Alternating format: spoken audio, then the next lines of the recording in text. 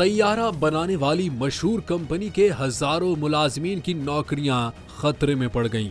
Company आने वाले महीनों में मुलाजमीन की तादाद में कमी कर देगी। चीफ एग्जीक्यूटिव केली ऑटबर्ग का बयान। हवाई जहाज बनाने वाली मशहूर कंपनी जिसकी अफरादी कुव्वत का तकरीबन 10% हिस्सा कम कर दिया जाएगा, जिसके बायस 17,000 मुलाजमीन कम हो जाएंगे। बोइंग कंपनी के बयान के मुताबिक अपने कारोबार में बड़े मसाइल की वजह से पैदावार में ताखीर हो सकती है, क्योंकि वो अपने कारोबारी मसाइल का शिकार है। चीफ एग्जीक्यूटिव केली ऑटबर्ग ने अमले को एक ईमेल कहा कि एग्जीक्यूटिव मैनेजर्स और मुलाजमीन की नौकरियां खतरे में हैं। ये खबर एक ऐसे वक्त में सामने आई है जब कारोबार अपने तैयारों के मयार के बारे में अमले की हड़ताल और बढ़ते हुए खदशात से नम्रदाज़मा रहे।